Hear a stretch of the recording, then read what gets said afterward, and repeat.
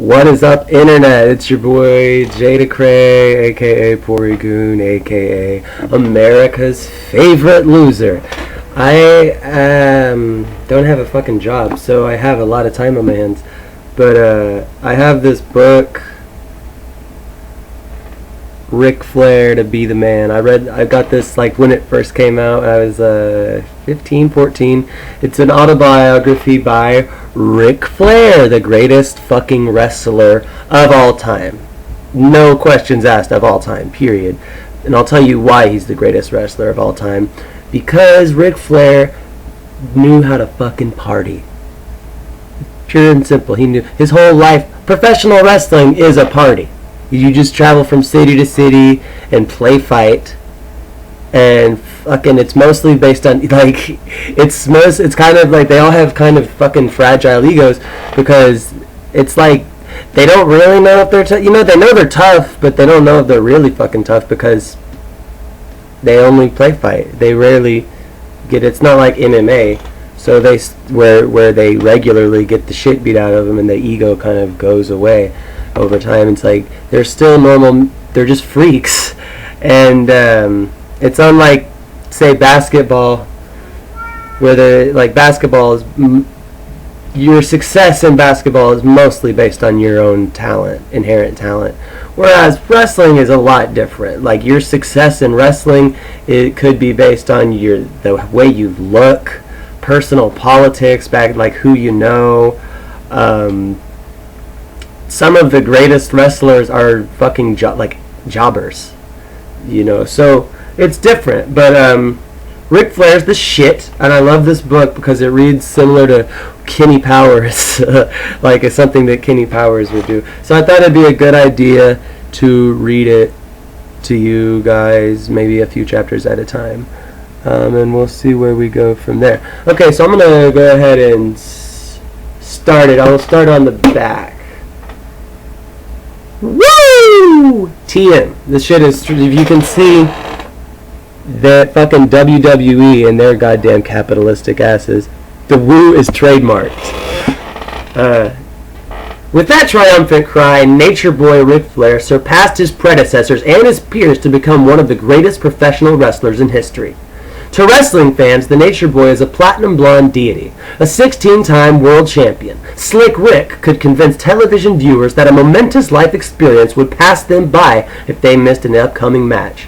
His opponents were challenged with this simple taunt: to be the man, you have to beat the man.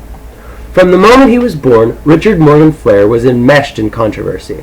Like many of the other children adopted through the Tennessee Children's Home Network, he had apparently been stolen from his birth parents. Raised just outside Minneapolis, Rick was a distracted student, a brilliant athlete, and a wild party boy. Then, a chance meeting with Olympic weightlifter Ken Patera directed Flair to the world of professional wrestling. In 1974, Flair relocated to Charlotte, North Carolina, igniting the Mid-Atlantic Wrestling promotion. He was almost forced to retire a year later when his back was broken in a plane crash. Flair recuperated, and in 1981, he would win his first National Wrestling Alliance Championship.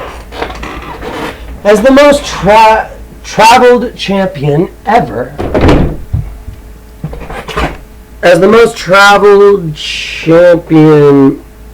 he once wrestled 18-hour-long cards during a 14-day stretch.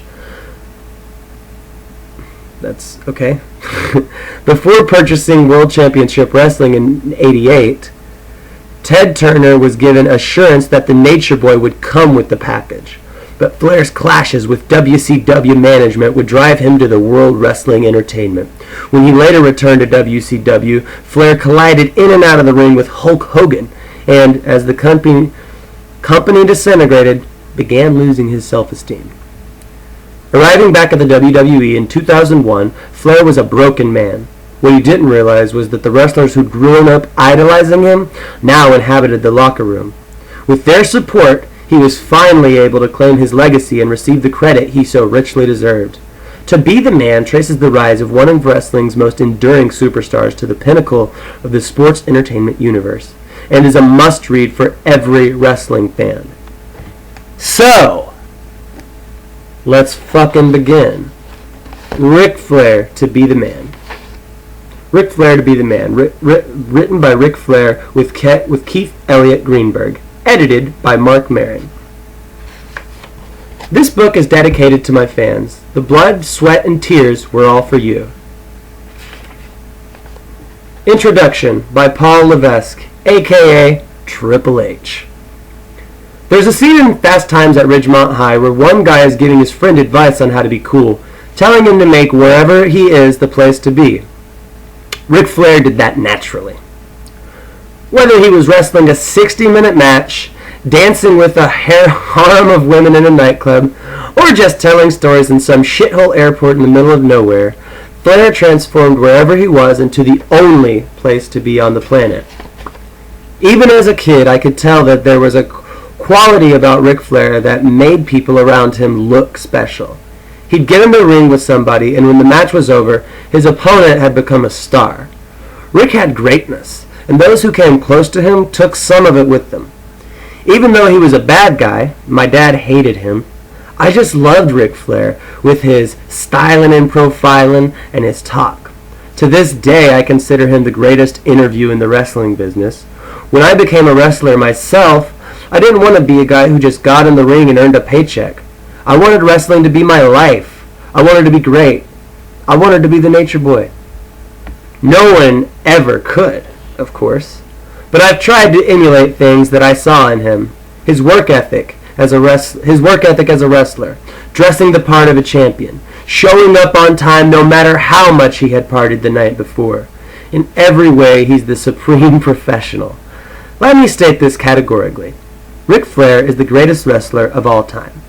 He's spanned generations, wrestling everybody from the original Nature Boy, Buddy Rogers, to Dusty Rhodes, Hulk Hogan, Bob Backlund, Jack Briscoe, Shoho Giant Baba, Harley Race, Roddy Piper, Antonio Inoki, Terry Funk, Ricky the Dragon Steamboat, Macho Man Randy Savage, Bret Hitman Hart, Bill Goldberg, Vince McMahon, and Undertaker. He fucking listed Vince McMahon among that list of greats. His personality and talent continue to endure. In the arena, at 55 years old, the Nature Boy gets one of the biggest reactions on our show. Not because of what he's done in the past, but because he's still so entertaining today. I laugh when I'm driving with Rick. We'll enter some town and he'll mention, almost wistfully, "This is a great place. I used to have a lot of fun here." I can only look at him and say, "Rick, did you ever not have fun in a town?" The man has so many stories to tell. If he were just talking about the part of his career that everyone saw on TV, it would be riveting. Then there are the backstage tales, the crazy things that people in our universe tend to do. Rick's role at the center of that, and all the political intrigue that goes on in the wrestling business. After that, we have his private life, the way he was allegedly stolen from his birth parents and put up for adoption, his inner torment as he saw his legacy demeaned and had cheapened in WCW, and his struggle to reconcile his wild lifestyle with his quest to become the ultimate husband and father. Despite his public persona, Rick has managed to keep so much of this stuff a secret from even his closest friends. Now, because of this book, it's all out in the open. Invariably, people become disappointed when they get to know their idol. Everyone's human, and the image that you build up in your mind is often unachievable. Well, I put Ric Flair on a very high pedestal. Then I got to work side by side with him every day, hear him talking on the phone to his family, and become his friend. Today I'm one of the few people who can say that his hero exceeded the expectations. I hope you feel the same way. Ric Flair to Be the Man. Chapter 1, Black Market Baby. I don't remember crying much as a kid. But that was a long time ago, before I left Minnesota for Charlotte, bleached my brown hair blonde, and became Nature Boy Ric Flair. That's before I let my self-esteem depend on people with power in the wrestling business. For the last 15 years or so, I've been told that I'm the greatest professional wrestler who ever lived. Better than Frank Gotch, or Lou Thez, Bruno Sammartino, or Vern Gagne.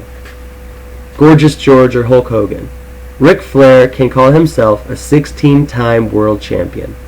Ric Flair went on the road and wrestled every single day, twice on Saturday, twice on Sunday, every birthday, every holiday, every anniversary for 20 straight years.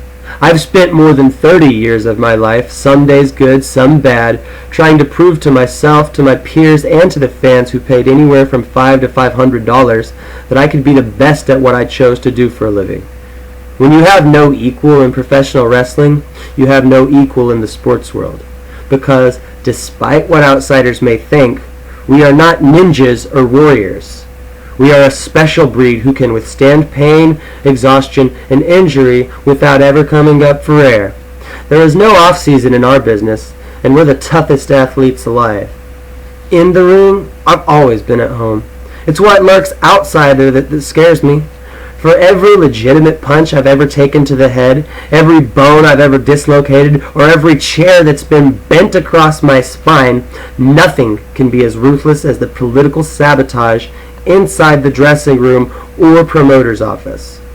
While fans were saying that I could have a 5-star match with anyone at any time, behind the scenes I'd be called an old piece of shit that didn't understand the public, couldn't read ratings, and deserved to be bankrupted along with my family. These weren't things I heard once or twice. It went on for years, and after a while, it almost broke me. I felt myself losing the Ric Flair strut, and in many ways, my joy of life, my joy for life. When I came to WWE in late 2001, after spending most of my career representing the competition, I didn't know if the wrestlers liked or respected me, or knew about my legacy. Hell, I began to wonder if I even had a legacy at all. So that's why on May 19th, 2003, at 54 years old, I was standing in the center of a ring in Greenville, South Carolina, in boots and trunks, crying like a little boy. The Raw TV cameras were off. This was something personal between myself and the boys, as the members of our fraternity like to call each other, and the fans. I went through a period where the nature boy wasn't the nature boy.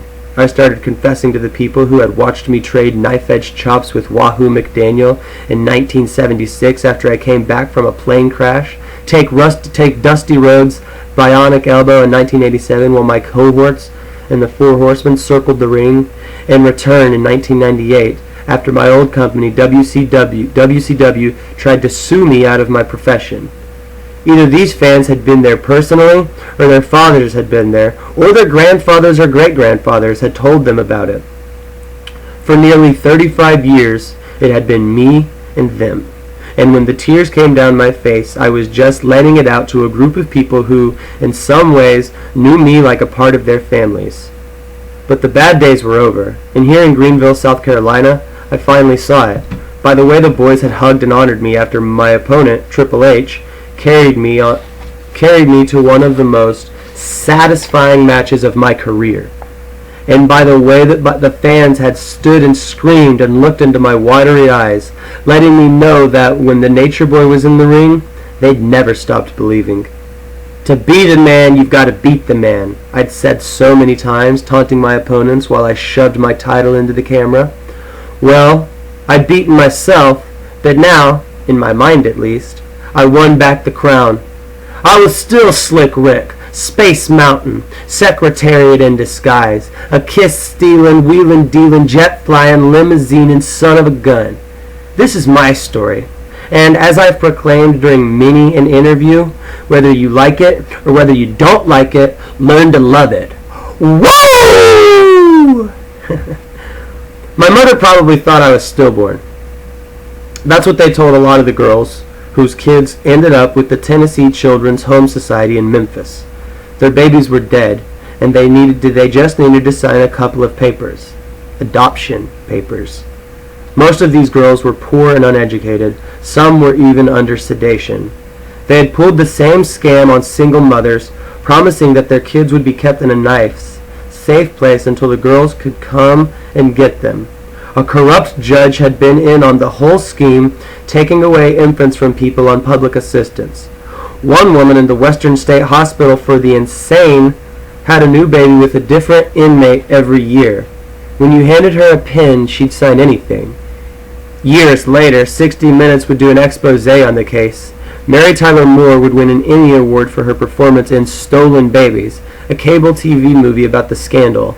But until the governor of Tennessee called for an investigation in 1950, 5,000 children had been taken away and adopted by parents from all over the United States, including Joan Crawford, whose Mommy Dearest character supposedly came from the Tennessee Children's Home Society, June Allison, Dick Powell, and the people I grew up to love as my mother and father, Dick and Kay Flair. My parents were both born in 1918 and had met at the University of Minnesota. My mother, Kathleen Virginia Kinsmiller, was from a town called Brainerd, Minnesota. She was a cultured woman who wrote articles for newspapers and magazines, and in 1968 she authored a book, In Search of Audience, about the Guthrie Theater in Minneapolis, a place where she introduced me to people like Jessica Tandy, Henry Fonda, and Elizabeth Taylor. My father, Richard Reed Flair, was a salutatorian of his high school class in Virginia, Minnesota. Like my mother, he loved the theater, but he ended up taking pre-med courses, becoming a medic in the Navy during World War II, and then a successful obstetrician and gynecologist. I thought my dad was the most intelligent guy in the world. While working as an OBGYN, he went back to school and got his master's and doctorate both in theater and English. He went on the road performing in plays and became president of the American Community Theater Association. Meanwhile, his practice, Hagen, Flair and Meeker, was one of the biggest in the Flogan, Flair and Meeker was one of the biggest in the Twin Cities. My dad probably delivered thousands of babies, among them wrestling promoter Gary Juster, former NWA heavyweight champion Gene Kiniski's kids, including his son Kelly, who wrestled in the WWF in the 80s, and superstar Billy Graham's daughter Capella. Sadly, my parents weren't able to start a family of their own. In the mid-40s, my mother gave birth to a daughter who died so quickly, I'm not sure if she even had a name. Afterward, my mother couldn't become pregnant again, so in 1948, she began corresponding with the Tennessee Children's Home Society. My father's salary was a bit of an issue. He was only making $3,000 a year, but my mother explained that he was doing his residency in Detroit, and that any child they adopted would live in a relatively privileged life and likely go to college. On the form the agency sent them, my parents were questioned about their reasons for adopting. Unable to have one of our own, my mother handwrote, and our love of children. Will you treat the child as a member of your family, they were asked. Yes, my mother replied. If the child is returned, the questionnaire inquired, will you pay the expense of bringing it back? My parents agreed to the condition, but once they laid eyes on the nature boy, I wasn't going anywhere. Depending on which documents you read, my birth name was Fred Phillips, Fred Deanery, or Fred Stewart, and I was born in Memphis on February 25th, 1949. My biological mother's name was Olive Phillips DeMary or Stewart. My biologic father is listed as Luther Phillips. Given all the deceit that went on between the Tennessee Children's Home Society and the authorities they paid off, I'll never really know the circumstances surrounding my birth or what happened to me immediately afterward. The agency reported that on March 12, 1949, Olive Phillips and Luther Phillips did abandon and desert said child. The court later ruled that I was an abandoned, dependent, and neglected child to be placed under the guardianship of the Tennessee Children's Home Society, which now had the right to find me a suitable home for adoption. They didn't keep me around Memphis for long. On March 18th, I was delivered to my adoptive parents at 6439 Devereaux in Detroit, just as the agency had dropped off other children at hotels like the Biltmore in Los Angeles, an extra amenity, I guess, for preferred customers. My parents renamed me Richard Morgan Flair and eventually took me to Edina, Minnesota, just outside Minneapolis. Believe it or not, I never bothered looking at my adoption papers until I started researching this book. The documents were sitting in a safe in my house, and I didn't even know my birth name. I was never curious. I'm still not. I'm an only child, and as far as I'm concerned, my parents have always been my mom and dad. They never kept my adoption a secret from me. In fact, they described it as one of the happiest events of their lives. I'd have a birthday party, and then, every March 18th, my parents and I would go to an Italian restaurant, because I always liked Italian food, by ourselves to celebrate my anniversary. In the summer, we'd take vacations that lasted 3 weeks and drive all over the United States, from Disneyland to the Rocky Mountains to Washington, D.C., and then to Canada. My dad would take me camping up in the Great Northwest. He was a strong swimmer and could swim right across the lake. When we were thirsty, we'd drink the water out of the same lake. It was tremendous. Every year for my birthday, my father would take me to the wrestling matches. I loved watching the old American Wrestling Association, AWA, based in Minneapolis, and remember seeing guys like Vern Gagne, Bobo Brazil, Ray Stevens, and Red Bastion. I liked the interviews better than the matches, especially when the Crusher was on. Reggie Crusher Lazowski called himself the man who made Milwaukee famous, and claimed that he trained by running with a beer keg on each shoulder and dancing with fat Polish women afterwards. He was a big, barrel-chested guy who called chubby girls his dollies and his opponents sissies and turkey necks. Sometimes he and his tag team partner, Dick the Bruiser, seemed to get so excited after winning a match, Crusher liked to use the bolo punch and stomach claw, that they'd start slugging each other. Whenever I saw Crusher on TV chomping on his cigar, I'd call my father over. Dad, come watch this interview. He'd look at it for a little while, then walk away and laugh. He knew that wrestling made me happy, but it really wasn't his thing. This is one example of how I sometimes sensed that I didn't have a lot in common with my parents. I don't know if it had anything to do with biology or with the things we cared about. It just seemed like we lived in different worlds. They loved the theater and education. I had no interest in anything except sports.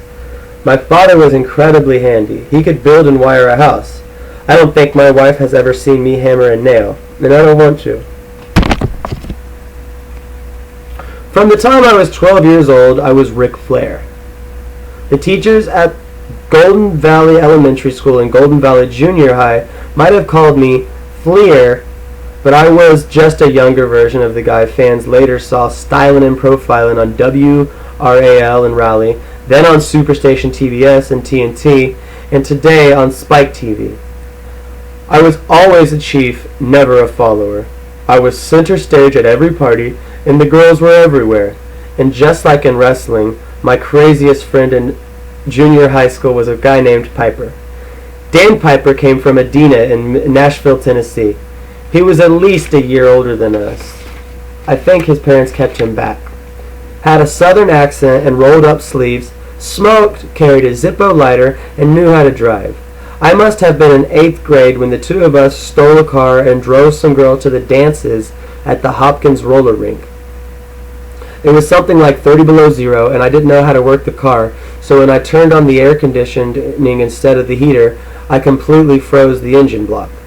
Piper was also with me the night I took my dad's car to where some girls were having a slumber party. We sneaked out a few of them in their pajamas and were in the car when one girl hit the brake pedal and a cop came over to investigate. The police had to contact the girls' families, and one of the fathers was so irate that he wanted to press charges. It was Father's Day morning when my father arrived at the jail.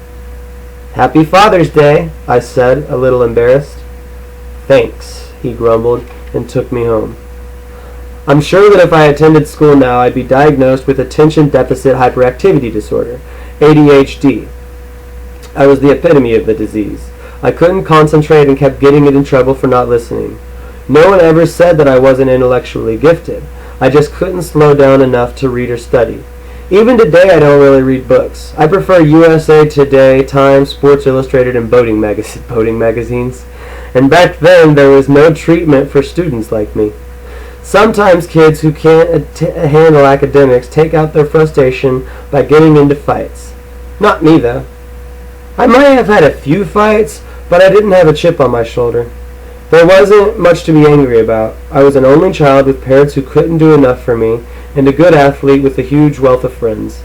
Looking back, my parents were far more lenient than I am with my younger kids. They were constantly out of town doing plays and supposedly leaving me under the supervision of family friends. But I could always figure out my way around that. I started having sex when I was about 14 and just kept going. The rotation stayed in place. I never went looking for it. My priority was going out and being the party. At the end of the night, when all was said and done, and the last bottle drunk, I just let things happen. Pretty soon, I was working on a numbers game, and the numbers piled up fast. Over time, my little scrapes with the law also began accumulating. I got caught riding our Honda 50 motorcycle around the lake without a license while my parents were out of town. Then I got busted trying to use a phony ID at a liquor store. The owner was an ex-football player in a wheelchair, and the cops made me feel terrible, telling me how I nearly caused the handicapped guy to lose his business. It all became too much for my parents, so they decided I'd be better off in boarding school. After the 9th grade, I left Minnesota to go to Wayland Academy in Beaver Dam, Wisconsin, an exclusive school that was founded in 1855 and, according to its promotional material, seeks to foster the development of personality, responsibility, self-discipline, and friendship among its students. The school has a reputation for sending its graduates to places like Wesleyan, Stanford, Harvard, Princeton, Northwestern, and Duke. The kids who went there for the academics got their money's worth. We were in accelerated math programs and had to take Latin and French. But the students I hung around with were mainly wild rich kids with family problems, or they'd been in trouble at school with the police, and this was an alternative to military school. We were 15-year-olds, the school was co-ed, and all of us were players. I was there about 2 months when I realized that my parents had sent me to heaven. My academics still sucked, but I lettered in 3 sports.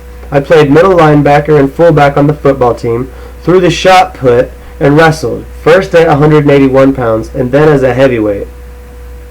Since the drinking age in Wisconsin was 18, it was easy to get into bars with a fake ID. It only made sense that my friends would become a bigger part of my life than my family. During the school year, I came home only for Christmas and a couple of other days. My parents would attend one of my football games every season, but they never saw me wrestle, so I felt like I was on my own. Today, I could never imagine sending a child away like that. My youngest boy, Reed, is an accomplished high school wrestler, and one boarding school has tried to recruit him, but I won't let him go. How can I recapture that time apart from my son? Sometimes my best friend, the General, would invite me to his family's house for the weekend. His family was very wealthy, and just being around them accelerated my taste for the finer things in life. Don't mistake me. My father was a doctor and we were anything but poor, but while my father may have been earning $65,000 a year, was a great living in the 1960s, the General's dad was literally one of the wealthiest men in the Midwest.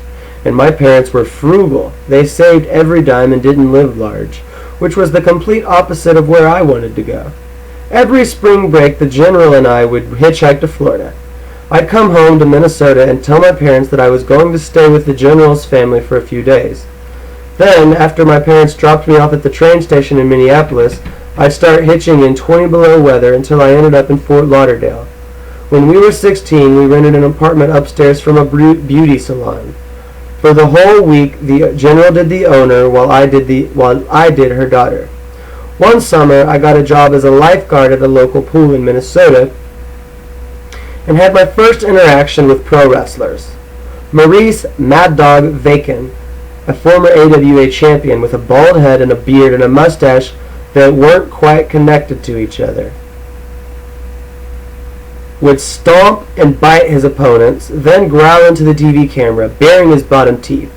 I'd seen him at the pool with his brother, Paul Butcher Vacan, and their sister, Vivian, who also wrestled.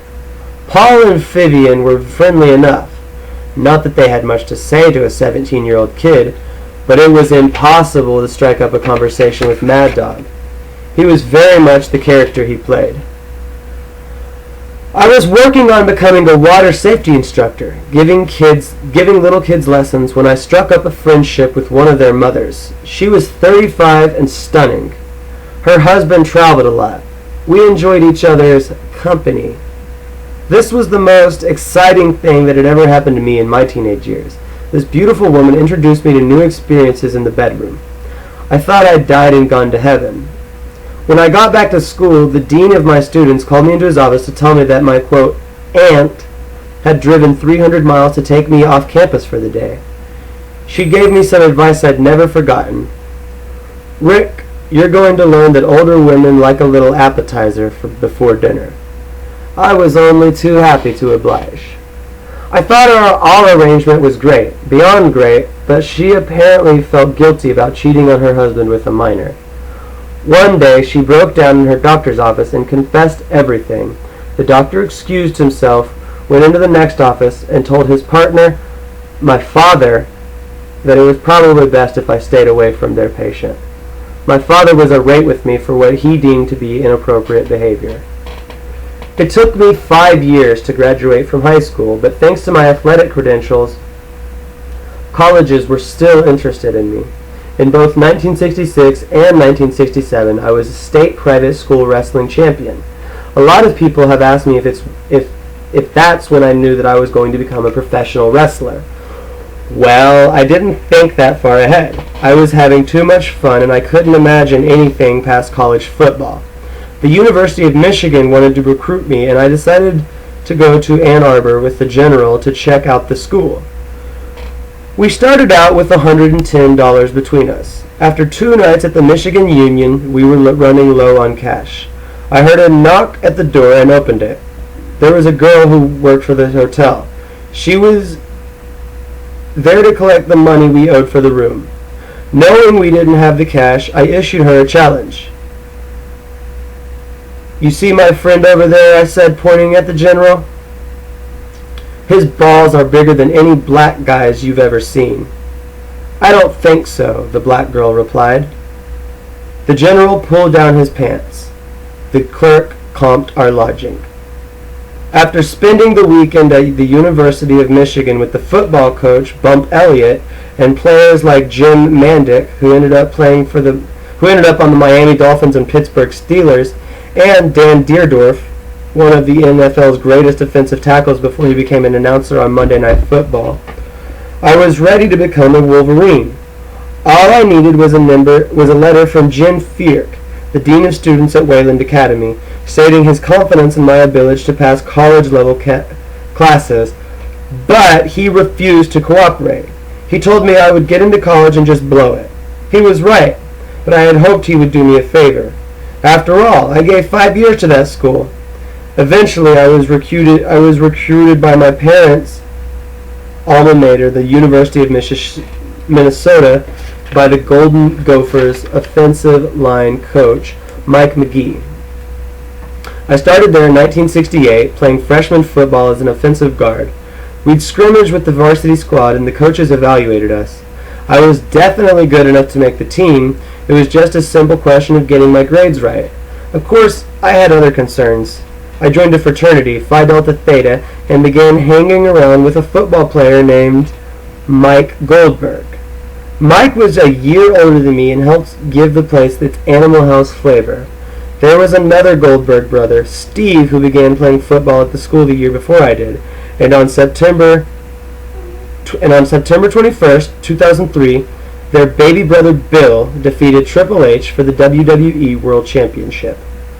No one was really surprised when I was told that I'd have to attend summer school in order to play my sophomore year.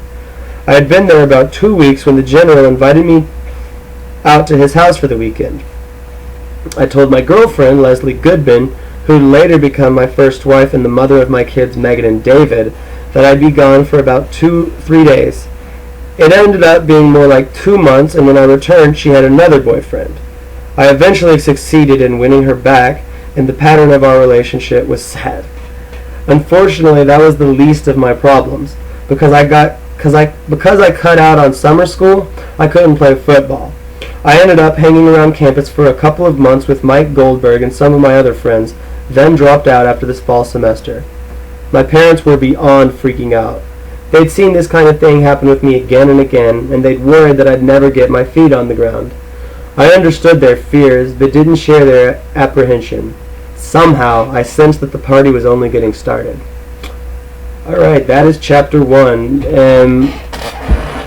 Next, tomorrow, I will read chapter 2, which is titled Breaking in the Business. So now we're going to get into fucking actual pro wrestling shit.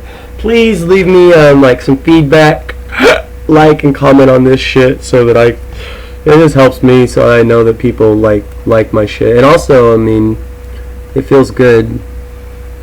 Love you fuckers. Have a beautiful day. Stay black.